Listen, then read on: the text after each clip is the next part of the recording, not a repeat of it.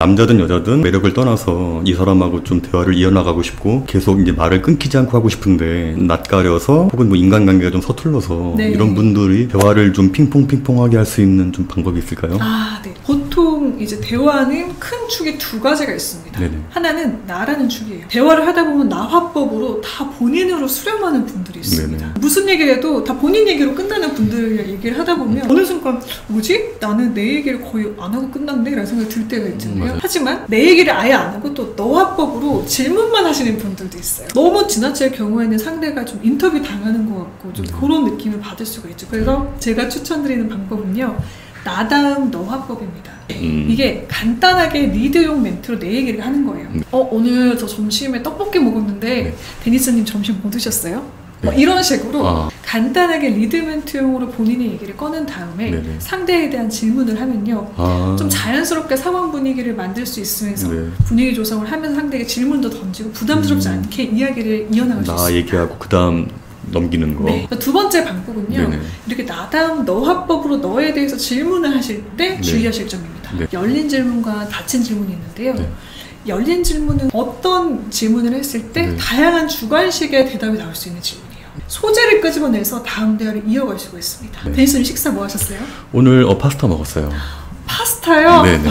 저 파스타 진짜 좋아하는데. 그러세요? 어떤 파스타 드셨어요? 봉골레 먹었어요. 네. 봉골레 네네. 파스타 하나 드셨고요. 네, 봉골레 파스타 먹었습니다. 봉골레 목소리가 아주 좋으시네요. 이런 식으로 계속 대화의 소재를 끄집어내서 파스타 얘기를 했다면 파스타에 대한 리액션을 하고 정보를 주고받고 한 힌트를 얻을 수가 있어요. 근데 반대로 상대가 그냥 네 맛있게 먹었습니다 하고 바빠서 본인이 얘기를 계속 하세요. 네네. 그럼 이제 다음 대화 소재를 뭘 끄집어내야 될지 다시 고민해야 됩니다. 그렇죠. 그래서 열린 질문을 통해서 상대에게 좀 소재를 끄집어내시는 거, 두 번째 자연스럽게 대화를 이어가는 핵심이라고 볼 수 있고요. 마지막은 제가 추천드리는 방법은 가치보다 가치인데요. 라임입니다. 가치보다 가치. 가치, value보다 가치, together.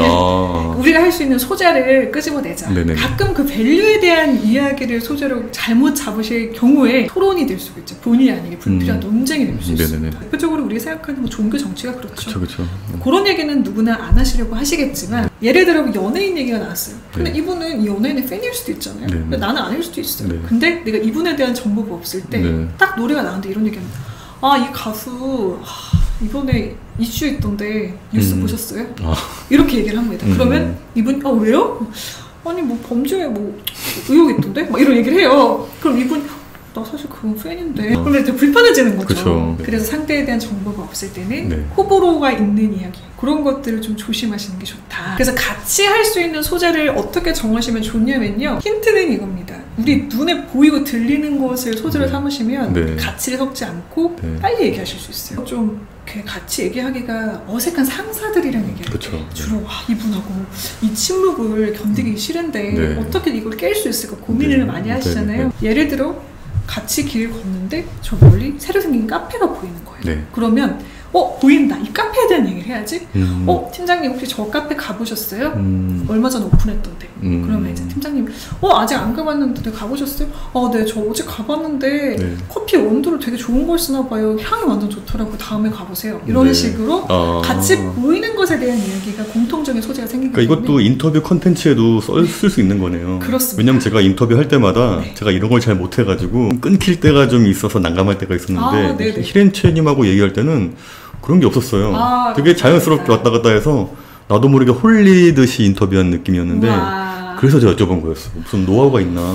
그런 것도 있고요. 스타들 같은 경우에는 진짜 할 말이 없잖아요. 너무 팬이에요. 이거 말고 이분하고 나랑 공통점이 별로 없는데 어쨌든 저는 상황을 만들어야 되는, 분위기를 좋게 만들어야 되는 PD 입장에서 어떻게든 말을 붙였어야 됐거든요. 그럴 때 제가 잘했던 방법이 현장에 있는 연출을 하면서 뭐 피아니스트 분이 계셨습니다.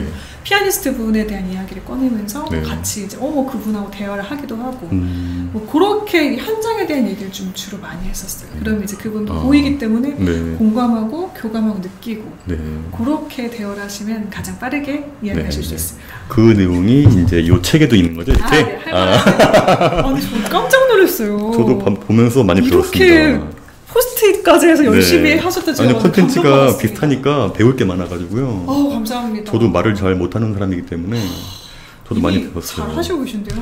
유튜브에서만 그렇지 이렇게 즉흥적으로 하는 대화는 좀 약해요. 그래요? 친하지 않으면은. 예. 지금이야 좀 친해졌지만 처음 봤을 때도 좀 어색했거든요. 네. 처음에는 오시자마자 저희 바로 또 촬영 들어가거든요. 그럼 처음 봤을 때는 좀 매력적이었는데 보면 볼수록 좀 깨고 별로 매력이 없다 이런 분들의 특징이 있었어요? 좀 아쉬워요. 그러니까 처음 봤을 때 매력적인 분들 대부분 외모가 수려하신 분들. 네네. 근데 좀 볼수록 실망하게 되는 케이스는 전 첫 번째는 좀 강약 약간 이런 모습들이었던 것 같아요. 어떤 사람 앞에서는 굉장히 멋있는 모습을 막 보여주십니다. 근데 본인들의 스태프들한테 대하시는 모습이 180도 다른 경우가 있었어요. 다시 보이는 거예요. 매력이 좀 제 입장에서 반감되는 느낌이었습니다. 근데 이 모습이 너무 갭이 클 때 그럴 때 조금 다시 보게 되는 매력이 좀 떨어진다 느끼는 경우가 있었어요. 두 번째는 이거였습니다. 말을 할 때 자격지심이나 단점이 계속 드러나는 경우가 있어요. 자격지심. 본인한테 열등감, 자격지심이 말을 할 때마다 드러나는 거예요. 매력 없죠.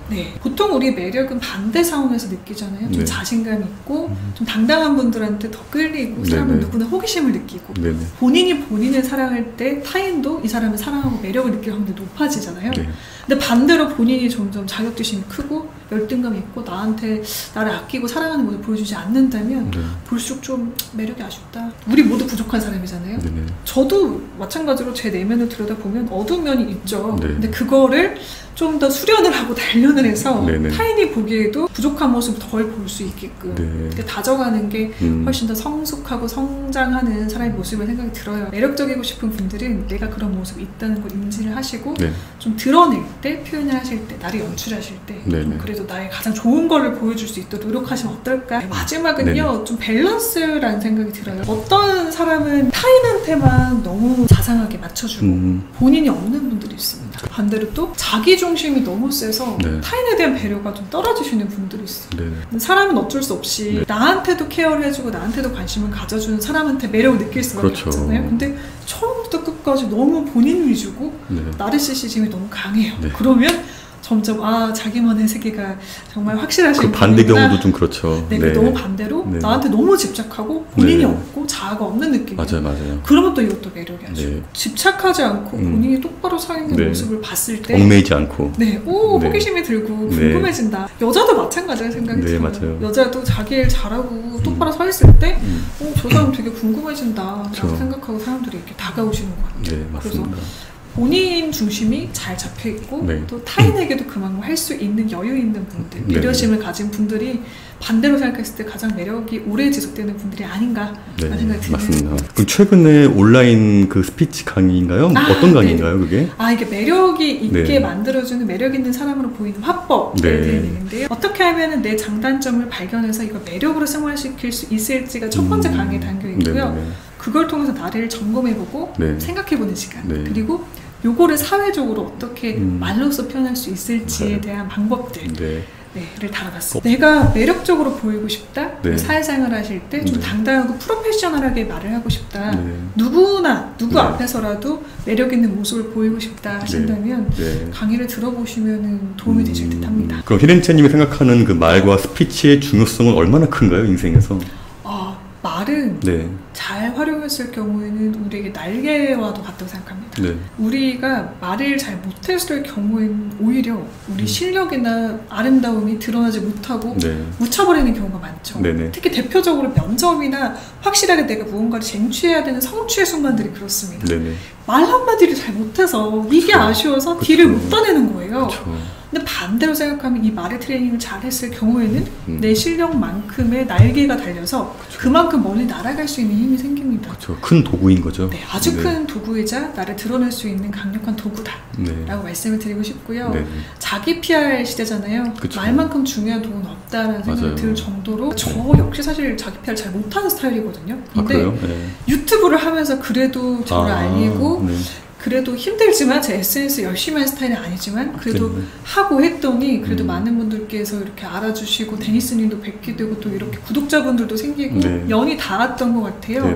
저도 배워갑니다. 말을 내가 이렇게 익혔던 것들을 나누면서 또 말 덕분에 저도 날개가 달렸고요. 네. 여러분들도 그런 말에 날개를 꼭 달아보셨으면 좋겠습니다. 우리 보통 생각했을 때 장점에서 출발하자라고 생각하잖아요. 네네네. 근데 반대로 생각해보는 거예요. 근데 단점은 뭐가 있을까? 단점이 뭐가 있어요? 저는 네. 제가 생각했던 단점은 좀 느리다였습니다. 느린 거요? 저는 막 빠릿빠릿하거나 막 굉장히 부지런한 스타일이 또 아니었어요. 그리고 말도 엄청 빨리 하는 스타일이 아니라 처음에 마이크를 잡았을 때 말 되게 느리다.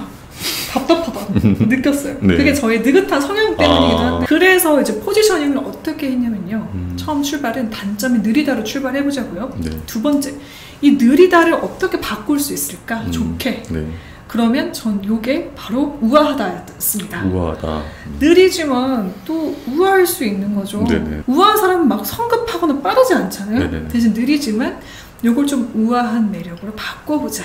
이렇게 승화가 가능하다라는 생각을 했습니다. 결국에는 네. 내 단점을 한번 들여다보고 이거 인정을 해보고 네. 그리고 객관화시켜본 다음이 네네. 내 매력을 발전시킬 수 있는 시작이 되겠네요. 네네. 그래서 여러분들도 나의 장단점, 내가 지금 처한 아쉬운 점들을 이렇게 바꿔서 매력으로 내 특징으로 활용해 보셨으면 좋겠다라는 네. 말씀 마지막으로 드립니다. 그럼 마지막으로 좀 인사 부탁드릴게요. 네.